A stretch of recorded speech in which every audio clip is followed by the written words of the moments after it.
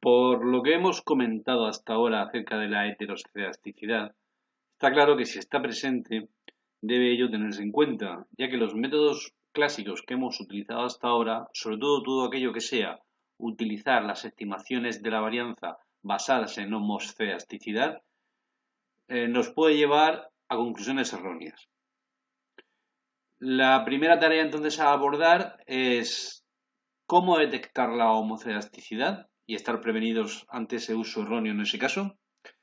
Bien, White desarrolló un test, un contraste para ello, que planteaba como hipótesis nula si un modelo que se estaba considerando era homoscedástico, cumplía la propiedad RLM4, frente a la alternativa de que no. Ese contraste procede o funciona de la siguiente manera. En una primera etapa, aplica MCO al modelo y calcula los residuos.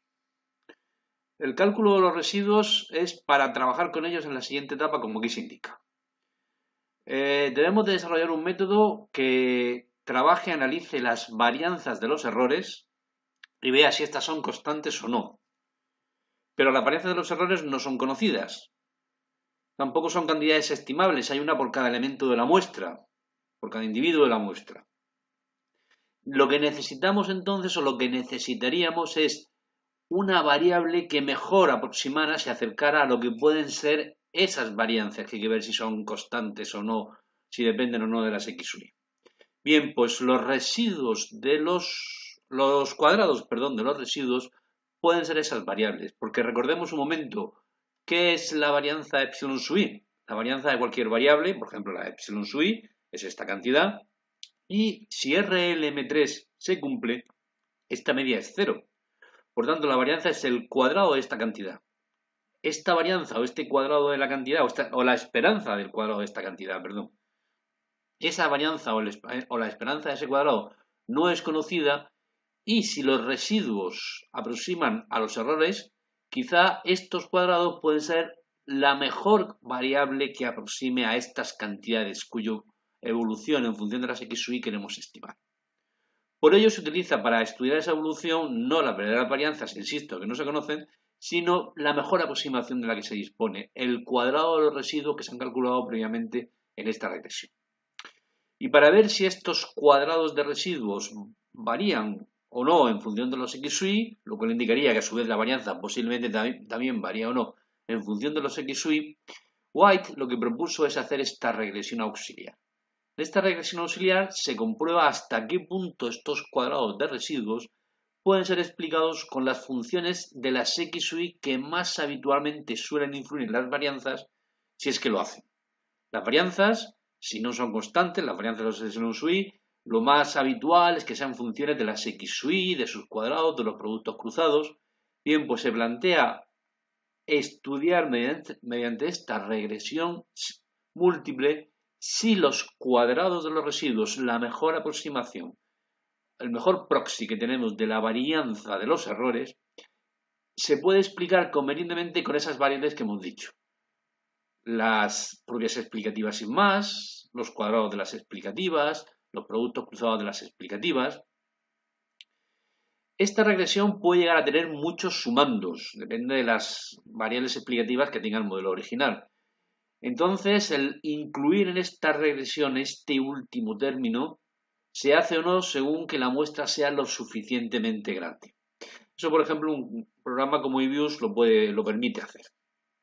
Bien, la cuestión es que si planteamos esta regresión y las varianzas de los errores son funciones de estas cantidades o X sub i, o sus cuadrados, o estos productos cruzados, es de esperar que en esta regresión estos sumandos hayan o sean algunos significativos en esta regresión.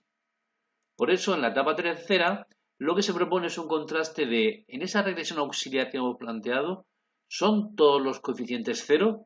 Si lo son, entonces las X sub i, X sub i al cuadrado, productos cruzados, no son significativos a la hora de explicar los residuos al cuadrado y probablemente tampoco lo serán a la hora de explicar el comportamiento de las varianzas. Es decir, las varianzas no serán funciones de esas cantidades y posiblemente sean constantes.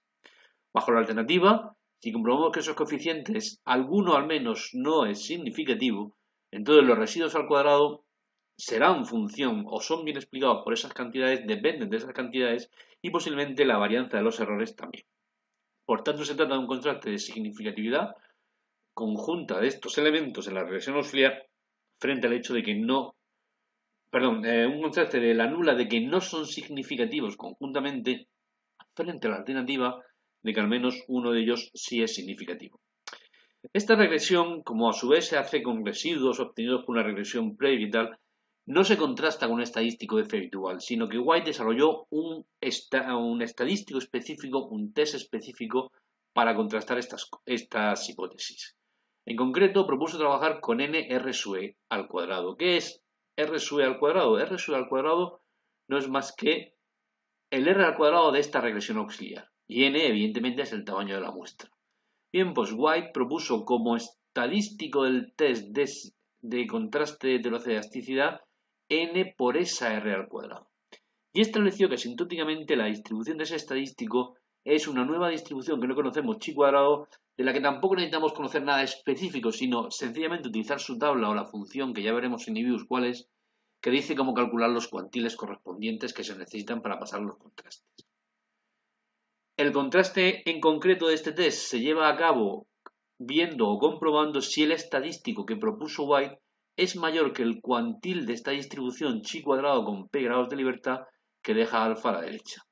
En caso de serlo, White comprobó que asintóticamente esto funciona, esto es indicativo de que alguno de estos coeficientes es no nulo y que por tanto los residuos al cuadrado parece ser que son función de las cantidades de las explicativas x sub i o x sub i al cuadrado, tal vez los productos cruzados y probablemente las varianzas también. Por tanto, en el caso de rechazar la nula es cuando nos debemos de temer de que seguramente el modelo presenta heterocedasticidad. Por último, White además propuso una forma práctica de funcionar cuando comprobamos mediante su contraste que hay heterocedasticidad. Antes propusimos una forma de funcionar, que es el método de mínimos cuadrados generalizado, pero el método de mínimos cuadrados generalizado ya hemos dicho que más de una vez en la práctica no se puede llevar a cabo, porque exige conocer la forma de las x sub i, cómo es la dependencia cómo es la dependencia de la sigma sub i, en concreto de la sigma sub i al cuadrado respecto de las x. Como eso muchas veces no es disponible, MCG, mínimos cuadrados generalizados, no es aplicable y hay que encontrar otra solución práctica. Bien, pues White propuso una estimación. Como solución práctica propuso lo siguiente. En el caso de detectar con el test que hay heterocedasticidad, procedamos a hacer la regresión mínimo cuadrática, tal y como se ha hecho siempre. Y sigamos considerando como válidos las estimaciones de los parámetros del modelo, que hemos visto que siguen siendo inseguras y consistentes. Pero las varianzas de esos parámetros no las vamos a estimar como hasta ahora veníamos haciéndolo, que es una estimación clásica basada en suponer que hay homocedasticidad, sino que las estimamos mediante una fórmula que él propuso que es robusta ante heterocedasticidad. Es decir, que incluso ante heterocedasticidad esa estimación valía. La etapa final que propone White es utilicemos entonces para hacer contrastes, para todo, las estimaciones del método MCO, pero sustituyendo en las estimaciones de las varianzas de los estimadores las estimaciones clásicas por las estimaciones que él propuso.